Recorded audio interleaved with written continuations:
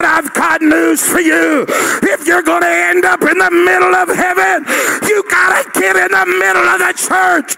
If you're going to end up in glory, you got to get in the middle of the church.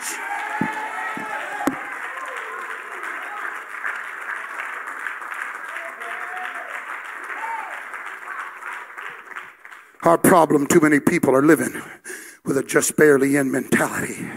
And that's why some people can live for God as long as there's no pressure. But when pressure comes, they falter. They can serve Him as long as the money's good. But finances fail, and they'll fail God spiritually. They'll worship as long as their relationships are perfect. But you let them have a fuss with their husband or wife, and they're going to throw all faithfulness out the window. I want to tell you what the problem is. You still look Pentecostal. You still think Pentecostal. You still know the doctrine. But that just means you got the rules and the principles, and you don't have any margins. You've forgotten about the beast that wants to devour your soul. You live just inside the borders of salvation. You survive barely from service to service. You only go far enough from blessing to resurrection again. They're just inside the kingdom because they have no margins. Sure, they have the ministry of rules. Yeah, they even have the ministry of principles. But they're victims because they've got a forgotten ministry of margins. I knew a couple one time, and it was interesting. Not terribly far from here, as a matter of fact. I knew a couple one time. They weren't just poor. There's a whole different dimension of poor. If you're from Texas, I can tell you there's another dimension of poor. There's poor, then there's dirt poor, and the third degree of poor is poor broke. If you're in Texas and they say you poor broke, that means you are poor and you broke down in the middle of your poor and you ain't got nothing going for you. These dudes was poor broke. These guys had, I'm telling you, they lived in a rundown, ratty travel trailer. They had a family, and it was hideous. It was horrible. Dude had a good job, and then he went to work on the railroad. And he got hurt on the job. And they wanted to hurry and settle it because they let two cars come together, Brother Joseph, and mooshed him real good. $14 million. Counted it out. 14. They went from the broke down trailer to $14 million. I don't even know how much $14 million is. All I know is I could probably pay off my car and a couple other things if I had $14 million. 14, not just 14,000, not even 1,400,000. You got to understand, it's got that whole different connotation. 14 million. And man, they flew high for about 3 years. 3.5 years, son, they was flying high. If it was there and they wanted it, they got it. If it was something they wanted to try, they'd do it. $14 million, Bubba. That's more money than me and you have together. And if you got that much money, tell me quick. $14 million. And they was that way for about 4 years. And later, that same group, after that 3-4 year space of time, you know where they are today? They're still in that nasty rundown trailer. And they survive welfare check to welfare check. Because in the midst of their blessing, they forgot to put a margin between them and the life they once knew. Somebody hear me today. The Spirit of this day mandates that somebody stand up and tell them it's not enough to have just enough to get back to church. It's not enough to get just enough to go to the next service. You need the ministry of margins.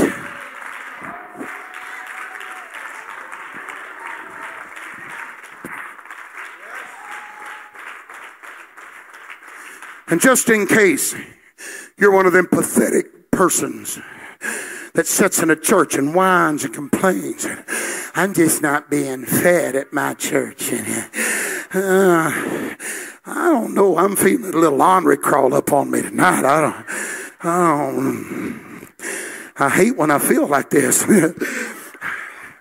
You know, them nasty spirited people, them ones that's always saying, well, I could grow, but I don't have the kind of preaching they have over yonder. Let me tell you a secret.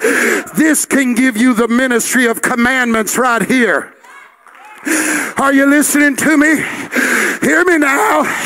Hey, I'm going to preach to Clarksburg. This can give you the ministry of commandments. This can give you the ministry of principles. But only you can give yourself the ministry of margins. You've got to be dedicated yourself. You've got to be committed yourself.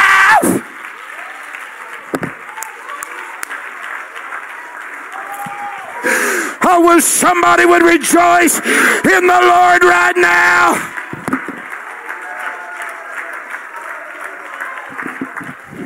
You need to put such distance between your heart and what you used to be. You can say, I'm never going back. I'm never turning around. I'm not going anywhere.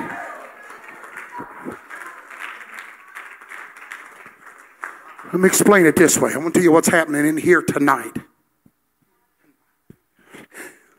We had a hurricane hit us a few years ago, Bubba. It wiped us out, totaled everything we had. Church been there for 50 years, and we started from scratch. Lost everything. And when I taught all of my preachers coming out of my place, I told all my preachers, anybody, I said, you need to have a vocation. You need to get something. God may send you where you need to work a secular job to support yourself. And I got one of my preachers is an architect. And he drew me some church plans. And now we was in a little old dinky building before. You'll see it, what's left of it. And we started building. It was a 5-year building program. We had all kinds of problems. Insurance company ripped us off of almost $250,000. We had others that ripped us off horribly. It was ungodly. The day that we had our dedication service, somebody turned around and told me it was so bad. Somebody turned around to me, Brother Joseph, and said, Bishop, don't get comfortable. You're going to have to build again quick. I smiled. I nodded like I was spiritual. I wanted to stab that joker in the throat. He turned his head. I looked at my son. I said, the day we break ground, you're Bishop White and I'm Evangelist White from that day on. It was horrible. Hardest 5 years of my life. Those 5 years made me an old man, son.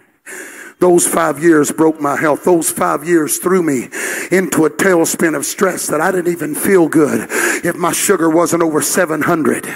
I was a mess. I started having strokes. I had doctors that was begging me to leave the church. So I said all of that to say that when we started trying to do everything, I became very frugal. I became very conscientious. Because we've had people rip us off of way too much money. So I became very conscientious. And all of a sudden, when we got to laying the foundation, they told me how much it was going to cost. I said, that can't be. Why would it be that much? Now, folks, I ain't much a preacher, but I'm a pitiful carpenter. And I'm even a worse mechanic. But I said, I don't understand. Why is it that much? And I called up this man out of my church, under my ministry there. And I said, are you sure it really takes all of that? And he laughed. I said, son, that's far more than we need to be that big It's far more than we're ever going to need. And he said, Brother White, let me tell you about building codes and how they arrive at these numbers. I said, do that. He said, they don't just figure the exact soil type to hold up a building this big. They don't just figure the structure to withstand a Sunday afternoon breeze. They don't just require the ground to be high enough that a spring shower can't roll in.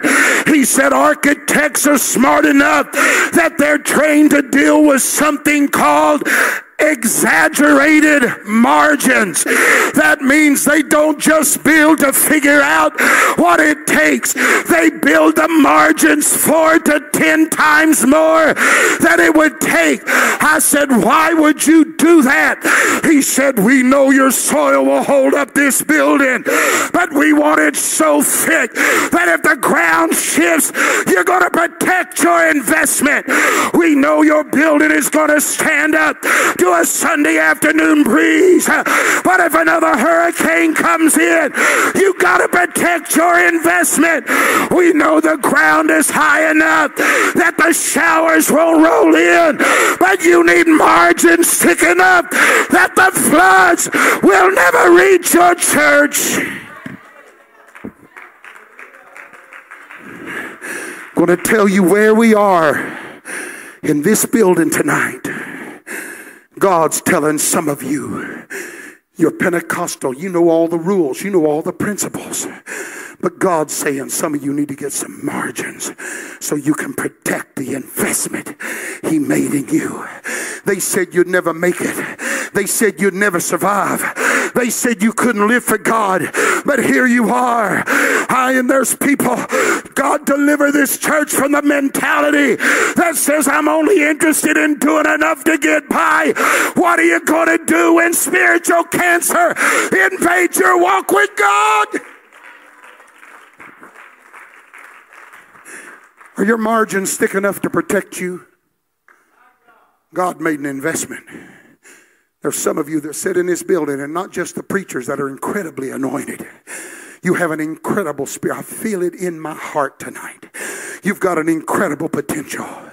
God has invested so much in you. But the only thing that's going to protect your investment is when you get some margins. I recently preached in New York City, and when I got at the end of the message, I was shaking hands, hugging people's necks. And I had a young man come up to me. His face was drawn.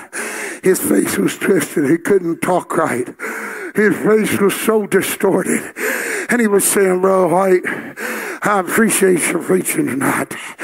I appreciate what you said, and because I'm already a little hard here, and I kept trying to listen, and all of a sudden he said, I figure you're wanting to know what happened to my face and trying to be polite. Brother Jackson, I said, no, I don't care what happened to you. He said, I had a tumor in my throat, and he showed me exactly where that other girl's was in my church. And he said, when they got in there to take it out, the roots had wrapped around the nerves, and they'd wrapped around my spinal cord, and I'll never be the same again. Hey, child of God, you need enough margins built up that a trial don't cripple you. You need enough margins built up that gossip won't break your faith. You need enough margins built up that your failure won't drag you down. Brother White, have you ever had trials? You ever had heartaches, Bishop? You ever had struggles, Brother White? Absolutely. But I'm going to tell you a secret that I hope to God everything in this building gets a hold of tonight. I love the Word of God, but I'm not still here because the commandments, I had them.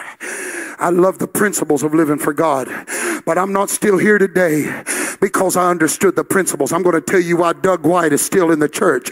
After all the troubles and all the strokes and all the near-death experiences, I'm going to tell you why I've got more zeal today than I ever have in my life. I'm not here because of the commandments or the principles. I'm still here because I've got margins.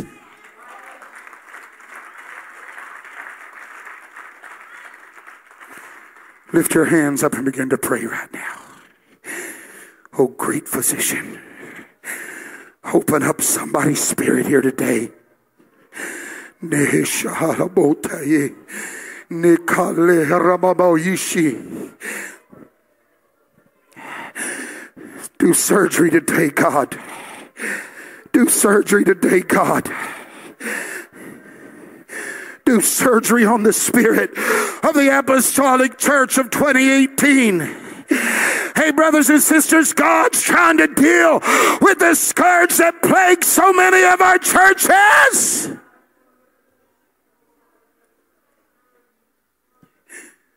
How many people, Brother Joseph, in your church that have the commandments right? They know the doctrine. They have the principles right.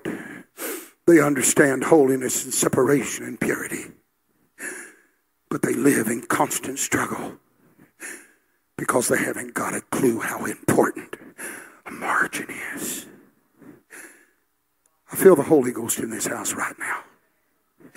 You can have lines and precepts without any margins, and it leaves you just close enough to be saved, but just far enough away. If you miss one service, you're in critical condition. Just close enough to say you're apostolic, but just far enough away. If you have a bad day, you don't have to act apostolic. Just close enough to say that you have a pastor, but just far enough away that if you get carnal, you can cast aside what your pastor says. Your problem isn't your doctrine. Your problem isn't your principles. Your issue is the forgotten ministry of margins. How important is it? Let me tell you how important it is. Just enough is never enough in God's kingdom. That's why the writer of 2 Peter spoke about what it took to do spiritual exploits in God. He said you need commandments and you need principles. You need lines and you need precepts. But then, my friend, my brother, he said, and beside this, when you have salvation in place, when you've got the lines and the commandments, add to your faith virtue, add to your virtue knowledge, add to your knowledge temperance, add to your temperance patience, add to your patience godliness, add to your godliness brotherly kindness, add to your brotherly kindness charity. God was saying, don't just get in the church and stop. You gotta have here a little and there a little. That is why God in the very next verse said, for if you do these things, you shall never fail. People don't fail because of our doctrine. People don't really run away because of our standards. People fail God because of the forgotten ministry of margins. I've got to close tonight. Hear this, preacher. You don't know what tomorrow holds. You don't know what the future is going to bring you. You don't know when trials are going to attack you. You don't know when sickness is going to show up. I'm going to tell you the scourge of this generation.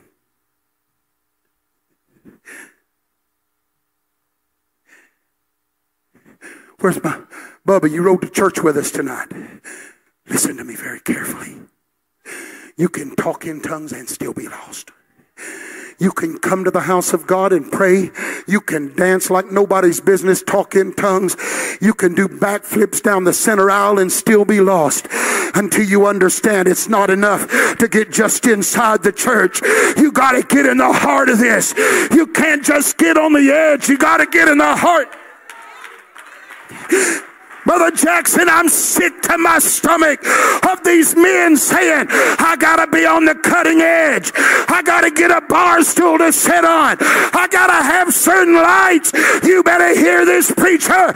You need margins. The cutting edge is still the edge.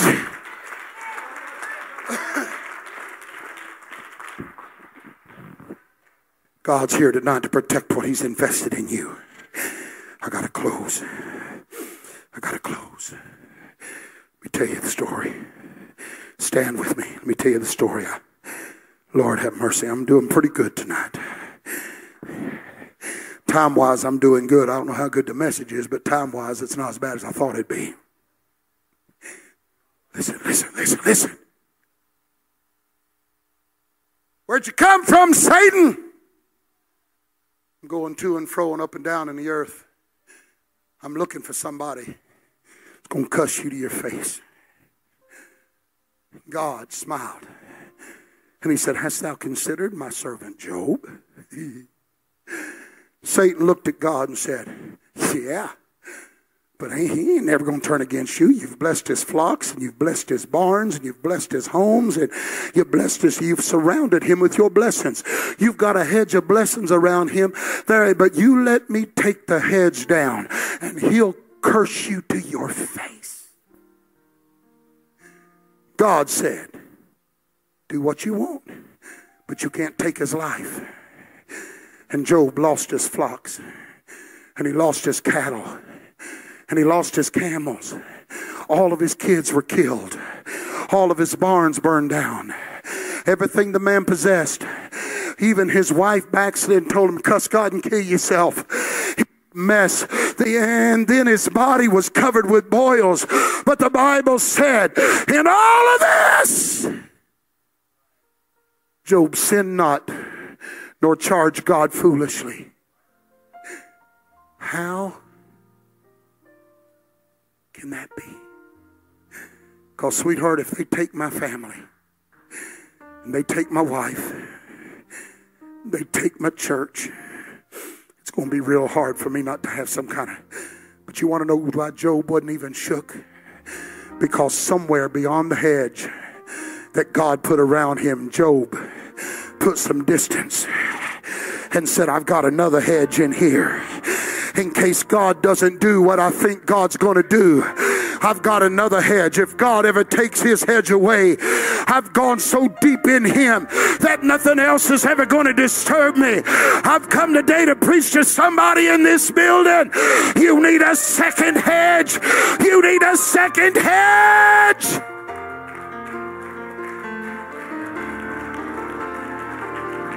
Lift your hands and your hearts to the Lord right now and love him.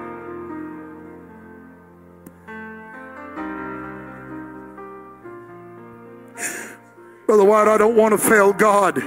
Add more prayer. I don't want to fail God. Add more worship. Brother Jackson, I told you before church how tired I get. But I got to tell you the thing that drives me. The thing that drives me is I've never gotten satisfied. I've done things that I never dreamed a jerk like Doug White could ever do. I preached on platforms I never dreamed I'd stand on. But I'm going to tell you what drives me. I've never grown content with the edge of the church. No, I'll tell you what I'm going to do. I'm going to get as deep in the kingdom as I can. I'm going to go as far in the church as I can possibly get, because I've made up my mind. I'm not looking for the cutting edge. I'm looking for the dead center of his church, the dead center of his will, the dead center of his purpose. I want to be in the middle of his will. God is here tonight.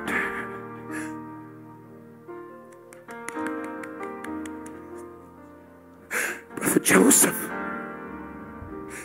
if people only understood,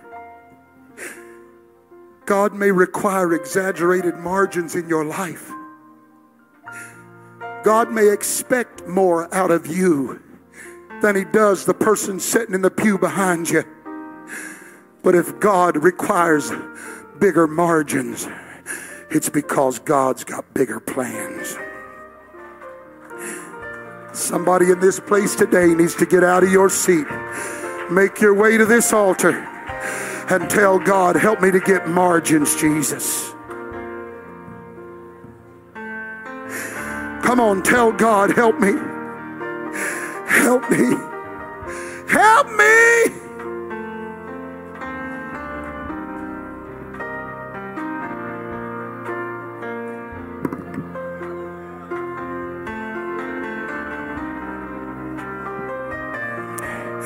Come on, God's calling some of you to a thicker foundation. God's calling some of you to go a little deeper. He's going to require, He may give you convictions nobody else has. It's not to make somebody else live your conviction. It's got to be in your spirit. If God requires more, it's because God has planned more.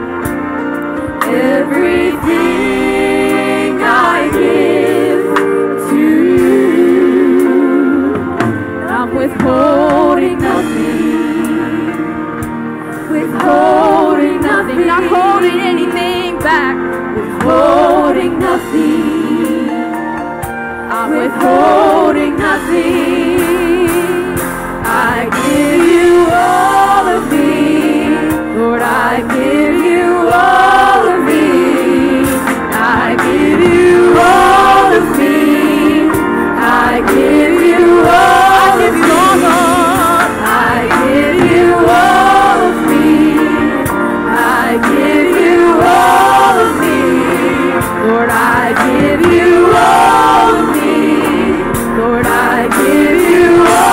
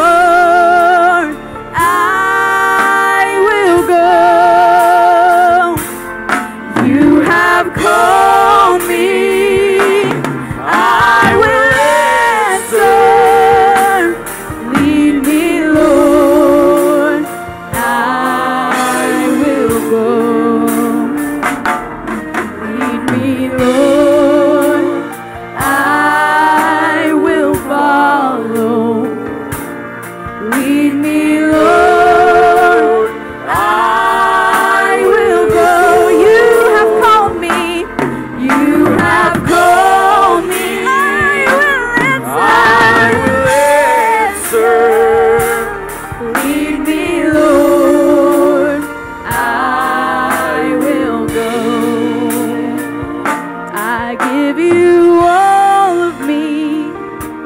I give you all of me. I give you all of me. Lord, I give you all of me. I give you all of me. I give you all of me. I give you all of me. Lord, I give you all of me. I give you all of me. Everything. I give you all of me. Lord, I give you all of me. I give you all of me. Oh, King Jesus, my Savior, forever. I give you all of me. I give you all of me.